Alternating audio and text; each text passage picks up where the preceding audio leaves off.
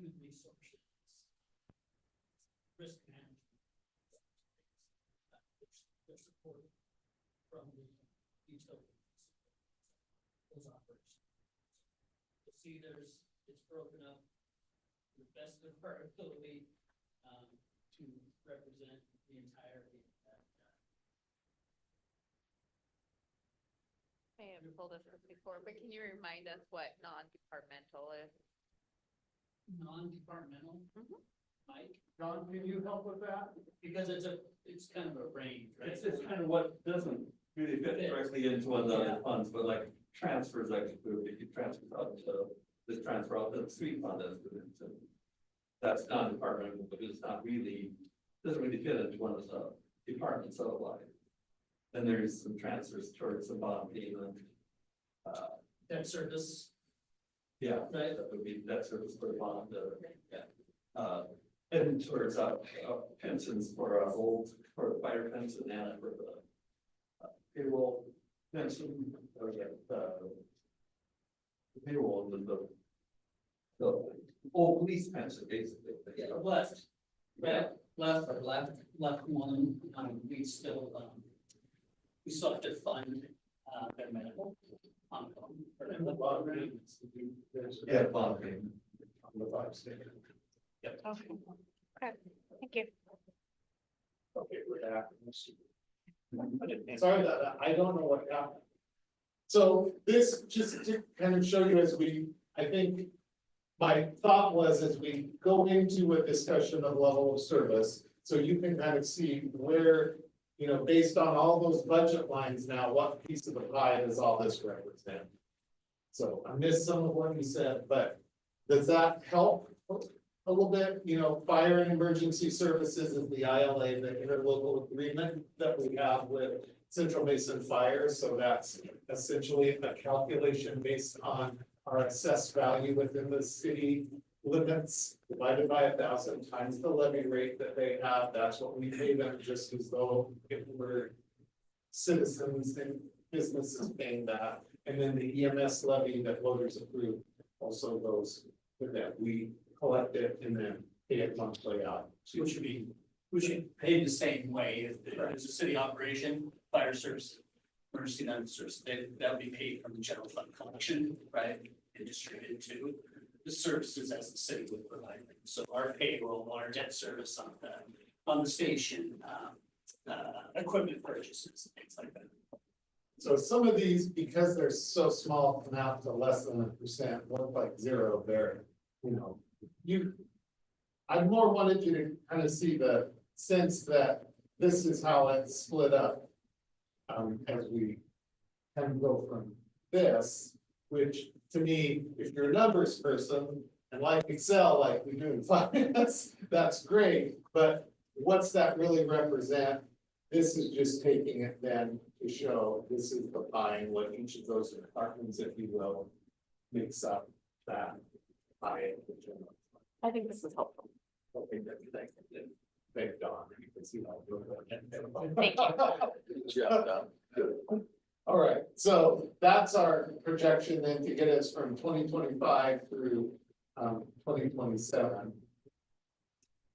Just taking a look then, this is a breakdown to show what our revenue budget is, our expenditures budget, and then our total here, 1.1 million, where our expenses exceed revenue, and we're using the unreserved part of that cash balance we started out this presentation with. So I wanted to give you more of a picture though of what really do we expect, because I said we're conservative. So if the revenue comes in completely, the whole budget, which it did last year, but we underspend expenditures, which by law, we can't overspend your authority as council. So even if it got close to that, we'd have to come back to you in the form of a supplemental budget and ask for more authority. So typically, I'm banking on we're gonna underspend it. I don't know by how much, but we need to at least come in exactly at or below. So if we assume underspending, which I think is reasonable, we have some open positions. We have sometimes people who are on medical leave without pay. We just don't get everything accomplished. So let's say we we use 943,000 of the annual fund instead of 1.1 million. This math down here at the bottom shows that out of that unreserved portion, then that leaves us with 2.1 million. Again, to illustrate that we can't keep just throwing all that forward to pay for our ongoing expenses forever. It's going to run out. Our savings can't sustain that. So that's 25's picture of that. I took it forward to just show what 2026 looks like. Again, the same kind of assumptions that, you know, we're gonna spend some of it down in 2025. If we were to just keep our foot on the gas, keeping the general fund exactly like it is, we would use $1.5 million of that. And now we're down to only about $500,000 left in that for 2027. And that's my point that I was making earlier here in numbers. If we did that, we would have 1.2 million left uncovered in 2027. A shock to that general fund to try to cut that much back out of such a small really scope that we have. We're doing a lot in the city when you think about all we do in that general fund, from police to fire to community development to permitting, to finance, city management, and all the things we're doing. It accomplishes a great deal, but you can't do it all at the level we're doing it in a sustainable manner.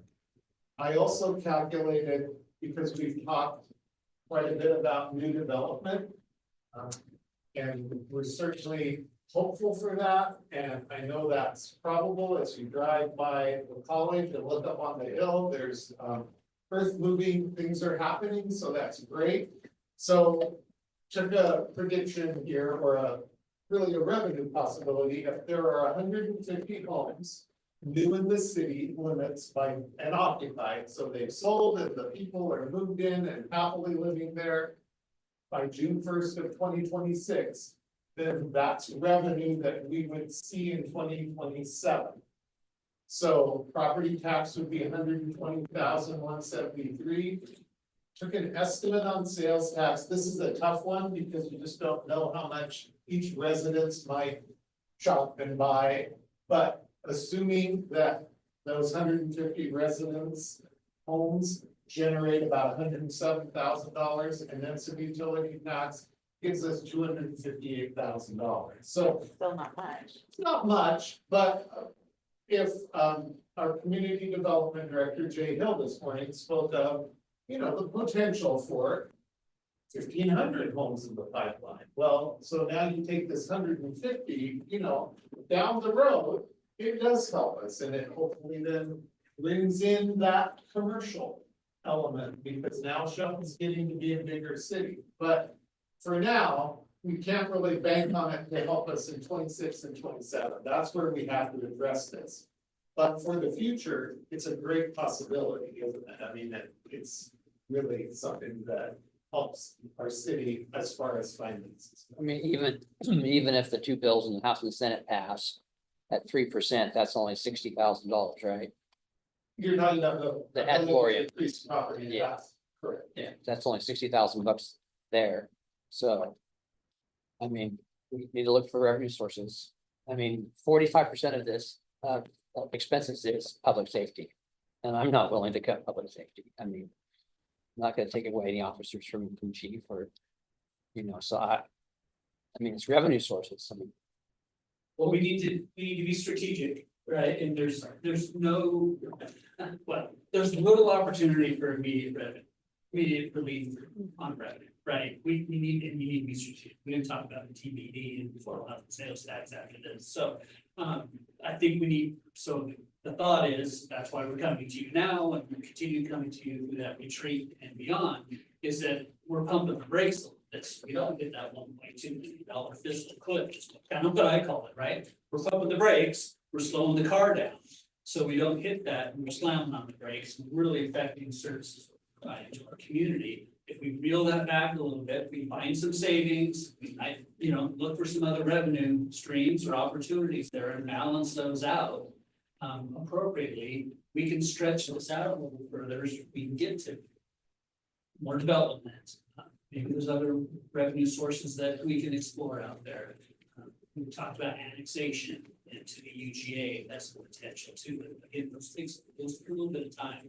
And we can't wait for those possibilities without planning beforehand with some, with, kind of some reductions and some frankly work to be done to stem this budget. I frankly concerned, yeah. By, by the May 5th, retreat, can we get some information or some financial information, what it would look like if that fire department annexed the city and we were no longer collecting and doing that? I mean, how much of a difference that would make for the future? I mean, I know that it may or may not be in the next couple of years, but what will that do to us in a 5-year forecast if they did, one, we're not paying insurance on that building. Same with the library and the museum and, dedicate those to those entities and then there's also insurance savings and maintenance savings and. Yeah. Again, talk about that in the retreat, I guess, some of my views on maintenance issues in some of these buildings, but. Yeah, so it'd be nice to know that and then, talk the what ifs, is like the enterprise funds we just set up, would that be a possibility of saving some funds there for 27? Enterprise Rental funds that we just did, would there be a chance of saving some money there, because that's like $500,000 that we just got sitting there, right? So, We have it set aside Yep. for. yeah, If we get to 2027 or maybe before that, that we can dedicate that to that debt service or, Yeah. those lease rates. To eliminate those lease rates, eliminate any further purchase of vehicles, yeah, so we're not burdened with that debt service, essentially, that lease rate, it's not affecting other services that you're providing. Because right now, those payments are built into that general fund budget. Yeah.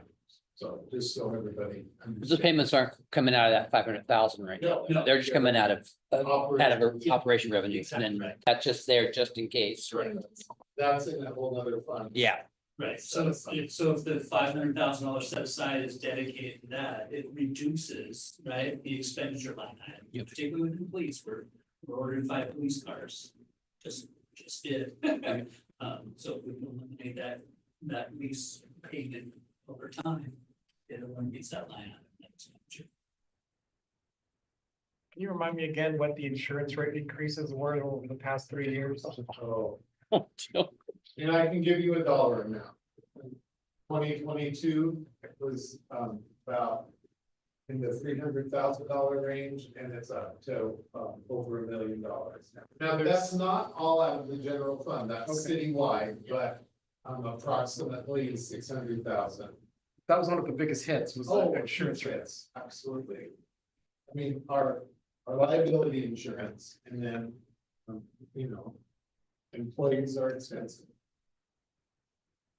You know that if you have a business, but yes, cost doesn't go down for employing people or insuring our buildings and equipment. But an increase that is more than 100%, 120% or so. Oh. Liability insurance over a couple year period of time, you don't have the revenue to offset that, right? You're grabbing that out of existing resources. And our ad valorem is only 1% every year, so we're in an equitable situation. That first year's jump in insurance happened once the budget was set, so it just kind of paid away at it. Now, unfortunately, revenue's been positive and underspending happened, so it didn't create a big cut situation, but that was the year we moved back and we scaled back, and I think it's safe to say, and you'll learn more of this on May 5th at the retreat, I've heard it before, we're pretty darn lean staff in this organization, and so that has to be said, I think, also. So we talked about the general fund. Is that, before we move on to the street fund, I just want to make sure that you don't have any questions. If you need more information, but we want to make sure you have it so that going into May 5th, you feel solid on the numbers. Is that safe to say that you don't have a lot of questions about the revenue? It's solid in your mind, and I think it is, because certainly you should, and I don't have an idea. And then where the expenses are, because it's important, it's transparent to you and our public and our staff, that there's nothing secretive or hidden in this. Happy to go into more detail wherever you need it, so please let us know. And I know sometimes it pops in your head, weirdest times, right? After seeing this, so this isn't, this isn't kind of the final touch, it's speak now or wherever hold your peace, right? I want you to be able to, in our briefings, discuss this a little more, have more interaction, ideas, questions, comments, so we can continue providing you the information you need to further inform you and educate you on what we're at. We're kicking this off pretty early, normally we don't get into budget, we do, but with everyone until more like summer, but given this circumstance, it just, as Mark and I have talked, it's important we engage in this sooner so that we can be well planned and in your direction, so that staff can go back and build a budget that represents your service level wishes. So the street fund, this is a fund that is separate. It funds the maintenance and operations of our streets in the city of Shelton. It's funded predominantly, largely with sales tax that is dedicated to the transportation benefit district, the citizens of Shelton. We'll talk more about this, so I'm praising in that presentation. But that's the dedicated sales tax that is in there. So wanted to lay this out for everyone so you can see where our street fund is in 2025. We have the revenue sources there. We have a pretty aggressive plan for the year in capital projects and what's going on. But our budget, our revenue budget, the money coming in is 2.2 million. The expenses going out is 2.4 million. So again, not as much of a use of ending fund balance as the general fund, but certainly we're still in that position where it's to operate the streets, to keep them functioning as they are. Remember, we've talked about this. It's all, we break up that budget from now, and I didn't bring my cheat sheet, so there.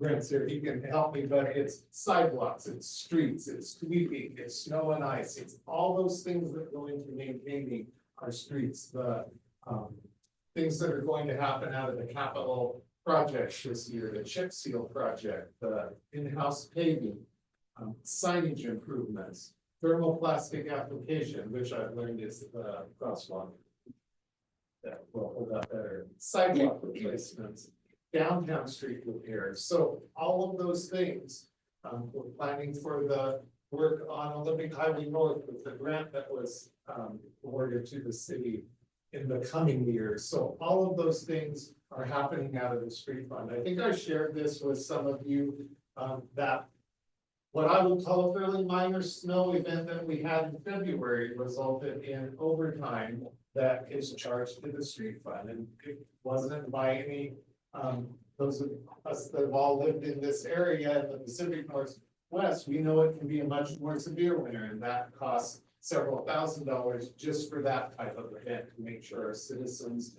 are safe driving on the street. So this is an important fund. It has a reservation requirement of 16%. There's an unreserved portion. We're using some of that in 2025. Our streets still, it's important that we have that TBD pass. You'll notice up here, I did a projection just out for next year with the TBD continuing and without it. But without it, the reason there's about $250,000 there is it expires in April of 2026. So we would have some months, even if for some reason it wasn't, which I certainly hope it isn't, because you can tell, we can't. do what we're doing without that TBD.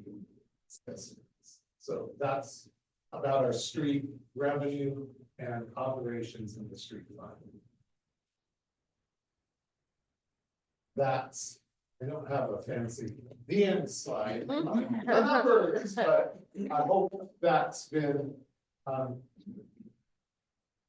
just giving you more information. That's what the intent here is for you. Like I said, Mark announced it at a staff meeting earlier today, so that staff can watch the YouTube. Hopefully, it's there, and also for our public to just know that we're planning. I think it's important that the citizens know we're taking this seriously and making sure that we're not just going forward with blinders on, but making sure that we have a plan of action. What's your questions for Mike? Thank you very much. Thank you, and your, go ahead. So we do, and it looks like kind of annually, we do about a $400,000 transfer from the general fund to the street fund because we need that money to get by. I know we've talked about it in the past. It's really important that we get the TBD passed at the 0.2% to maintain the current level of funding that we have. But we do have the option to put forward at 0.3%. And I know we had talked about doing that as a separate option moving forward, and we couldn't get it until 2026 anyway. But if we were to do that, we could free up some portion of roughly $310,000 if voters approved it. I don't think we could really pitch it as just like, hey, free up this money for the general fund where we can do whatever we want. But some portion of that could probably come through as an option for us to kind of move forward and free up a little bit of money to cut down that deficit if that sure makes sense. And I was looking, we also have the option to pass the $20 on taps. We talked about it last week and I went back to double check the RCWs. It does look like we can do that councilmanically while we have the sales tax. It is not much money, so I'm not saying we should. It would be something like $100,000 a year if we assume there's 5,000 vehicles registered within the city limits, but that does exist. And I mean, it's unfortunately the option that's available to us if we can't pass the DVD sales tax this next year.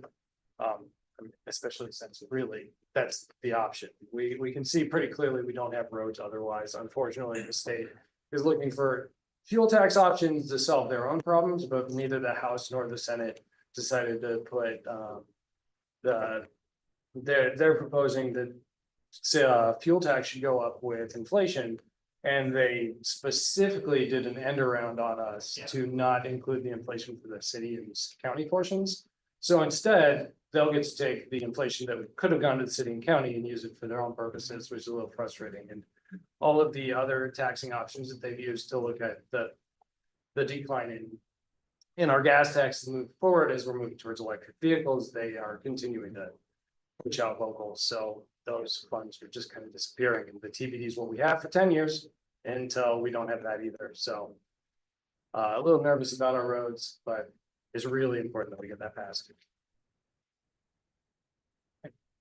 And I've got a little more information. I think I've got some more information on the license apps too. We can go through and talk about that because there's 24-month increments. Yeah. To be increased things. So I've got that in a slide. We can talk about the timing of the ballot measure as well. If you guys are ready, council's ready to move on to that. Any other questions for Mike?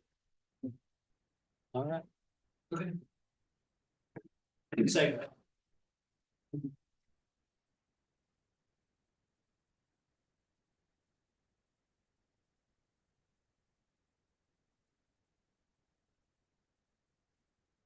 So this will look really familiar, from back in November 2024. I just made some edits to, further, describe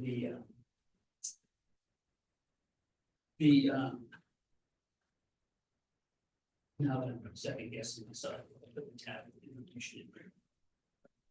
So, I'll look at that, but I do have some information about, the ballot measure and the time for that, so. I'll run through this fairly quickly, if you don't mind, since you've seen it before, seen it a couple times. Or you want me to skip to the meter? I'm willing to Get to the meat, but I think, yeah, we've seen this. As you before. know, the TBD, it was established in 2016, 0.2% up to 10 years expires. We stopped collecting or stopped receiving collections in April of 2026, right? So actually in February. We've got, one thing I wanted to point out is we've got a great webpage that demonstrates how the TBD funds have been used in the past. And what's being used this year as well. So I think it's good to point that out and certainly provide that information to the public. They're seeking additional information. Some of the projects that have been completed, obviously, as Mike mentioned, we're going through the budget with also sports maintenance of our streets and pedestrian paths, sweeping, pothole repair. We utilize it to offset grants as well. And so we'll see many of the grants received, if not all of them, require matching of some sort. So our staff have done a great job receiving grants and leveraging the local funds for these projects. You'll see that the TIB Urban Ontario program is over $3 million in to get that downtown connector project. And right now we're working on the Highway North project, and that's about a $4 million project. What's the TBD funds, sorry, allocated to that.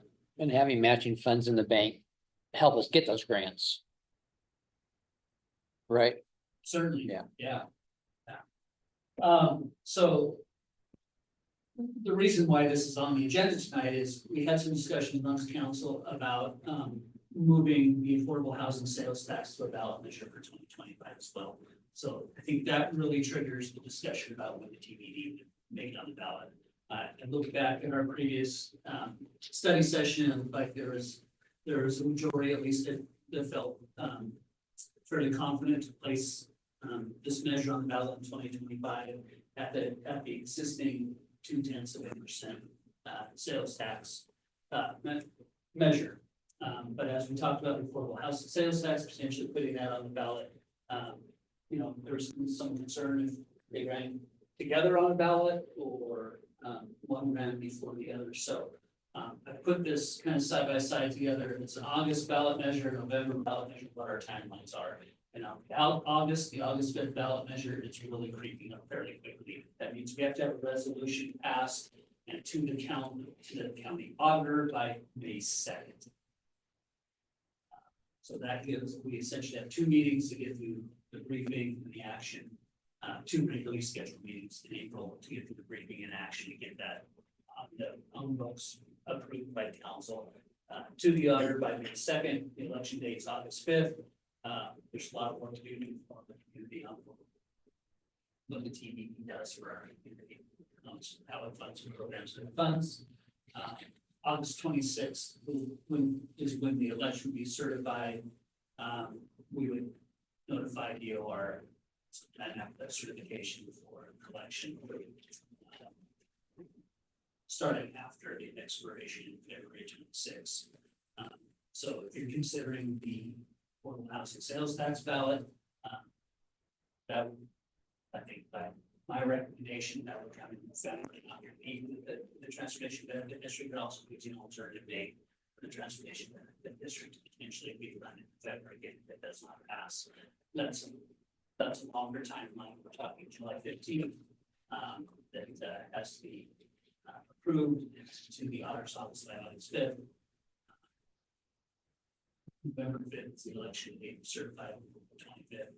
It goes to DOR 70 days, minimum 7 days before collection. They only start collection in January, April, and July, right? Yeah. So if you don't do it before that time frame, before July 1, 70 days before July 1, it would be collected.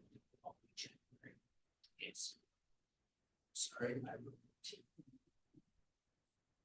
excuse me. The license tag grounds. But as Councilmember Gilmore mentioned, I looked at the city of Paulsbo. And they passed the $20 license tap fee back in 2022. And they have a population right now about like 6, and it raised that $20, it raised just that $90,000 in their anticipation. So, I mean, 4,500 cars, the population of 11.6. I don't know, hard to really determine what our how many cars we have registered in the city of Shelton. But councilmatically, you're correct, a $20 license tap fee could be adopted. It needs to be in place for 24 months before it can be raised to $40 councilmatically, and then it can be raised to $50 after another 24 months. It can, by statute, be raised up to $100, but that takes a vote. So that's the other funding option associated with outside of sales tax. As we discussed back in the November study session, statutorily 0.3% is allowed statutorily.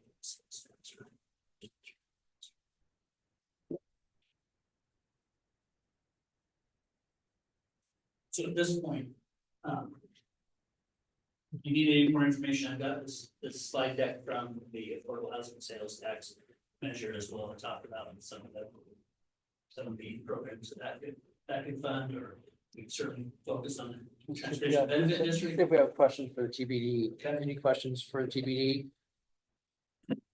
Are we okay with having him bring it back for an August ballot? Yes. Right. I mean that. Yep. So we're queuing that up for April 1. Yep. For the briefing. We've been working on a draft resolution just in case. So I've been working with city attorney on that draft resolution. You'll probably see a red line version later on the 15th, because we had some edits to make, but we certainly use some information from before, include some information on what the sales tax supports, right? What the revenue supports within that resolution that wasn't in the original resolution. 2015. Yeah, like I've always said it, I mean, it's the best way and the fairest way to have our roads worked on, because all of the people who live out of the county that come to Walmart and Safeway and Bryn Mawr, they're all contributing to our roads, not just the people who live in the city limits. So it's the fairest way to collect. Now, really quick, do we want to go for the 2/10 or do we want to go for the 3/10 before? Well enough alone. 2/10, let's not botch that one. Let's stick with that. Okay. If you ask too much, you're gonna get less. 2/10. 2/10.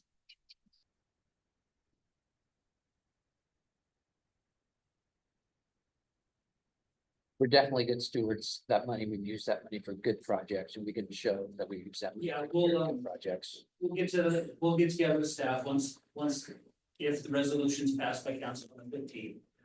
We'll work on putting together, information, and we'll put together a plan. So we can't promote any ballot measure, but we'll provide the information, like I said, our city's website does a great job of explaining the interactive map. You can zoom in and talks about paving and chip seal projects. You can look at what street is the color and what color at what year. And we look back to the key, and it'll actually tell you per year when that work has been done. We'll have our 2025 paving plan released fairly soon. We're looking on the west side of Happy North, some of those areas of Mountain View, as much paving as we can get done. Budget that's allowed. So we're limited what we can do internally for internal projects, internal paving projects, or 10% of our total street budget. So I mean, and it's possible that, that we may be cutting back on that general fund transfer for roads in our retreat. That could be one of our options for saving money. So that $725,000 more important, because it's dedicated road fund. We don't have to worry about. I don't know. You need the information for the affordable housing sales tax? I guess that's my next question. If I've got, looks like consensus Yeah, let's get this of done the TBD at this point. Is there a discussion about at this point to move forward with some planning for the affordable housing sales tax and that. And that would be for November, not for August, correct? My recommendation is together. Yeah. Absolutely.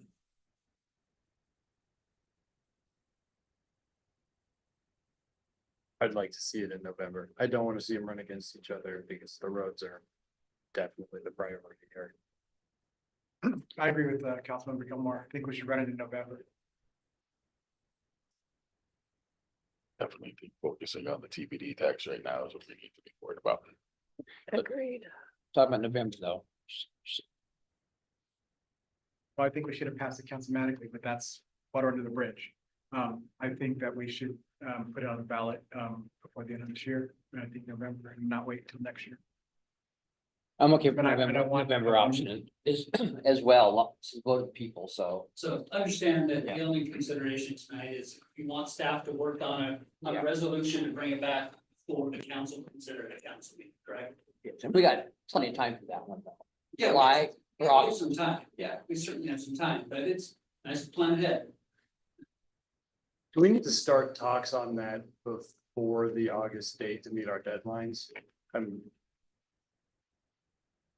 Or does that need to come to a council meeting? Yes, so we need to pass the resolution before the August date, because that's when it has to get to, Perfect. the county, correct?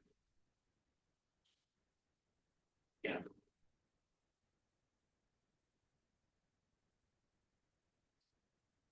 Sorry, I don't remember off the top of my head.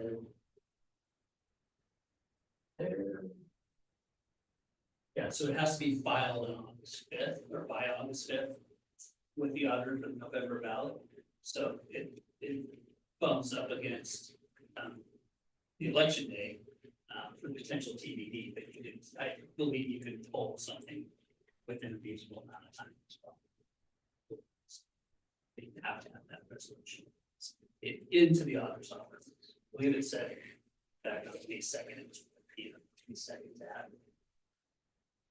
I'm not sure yet, consensus to work on that yet. So you said Jess, indeed, you said, You know, it is a vote of the people, so I'm okay with it going in November. If the people want it, I'll let them vote on it, okay, well said, George. I'm always open to let people vote on something. It's not a priority right now. TBD is what I'm working on. No, I would probably suggest that, I know you're gonna work on this, I would suggest that if the TBD doesn't pass in August, that we would pull that and run the TBD in November. By itself, but we got a long time to worry about Yeah, that. I'm not so sure we could do that with the timeframe. Because the last day to file is on election day for the November ballot. It's. February. Oh, we do a Yeah, special then- special then election you in can- February for the TBD, yeah. Correct. Yeah.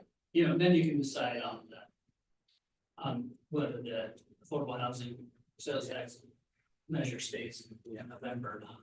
The TBDs are extremely important. We're a bit at the mercy of. I believe they're both important, but the TBD is is really important. That's why we're not increasing it to 0.3%, because we want that to stand alone and just make sure that it's not a tax increase, it's a sustainable project that we need for our roads, and our road index is going downhill, so we need to actually get that passed and not worry about rolling the dice and finding out if we lose. So yeah, I think it's prudent for us to go at 0.2% and run it first and run it alone.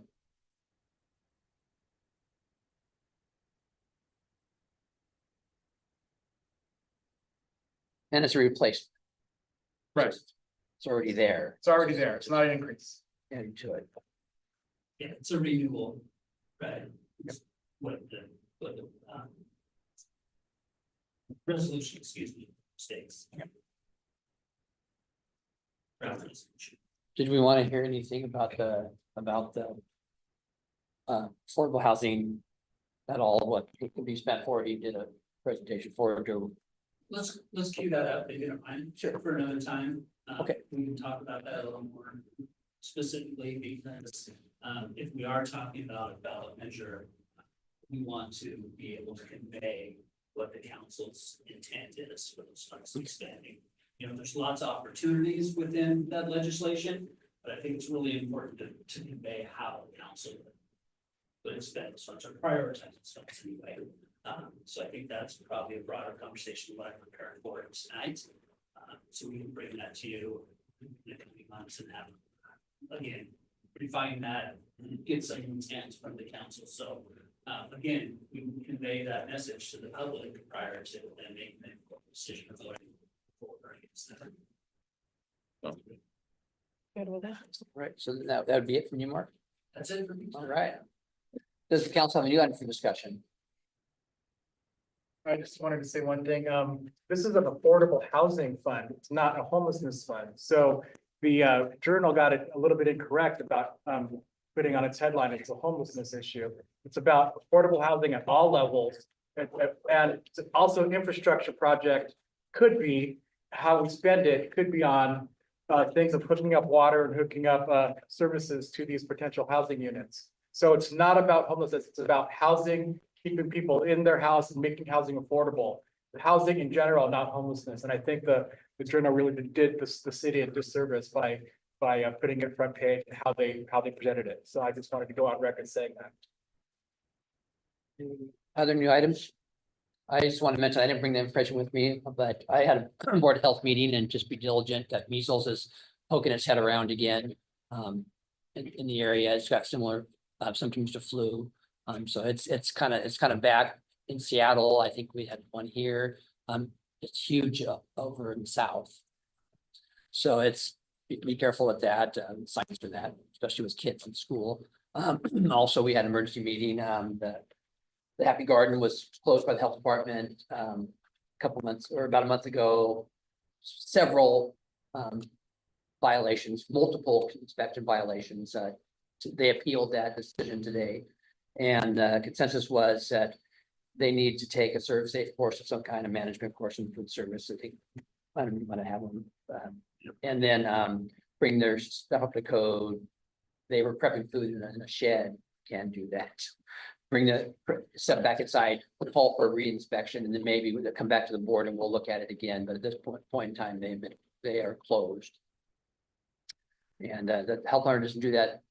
They don't do that very often. This is the first appeal that they've ever had in Mason County that anybody can remember. And so it's pretty serious violations, So, but hopefully they can get some stuff together, take some courses and reconfigure the way that they're prepping their food, and they can open back up again. But I'll bring some more information about the measles next meeting.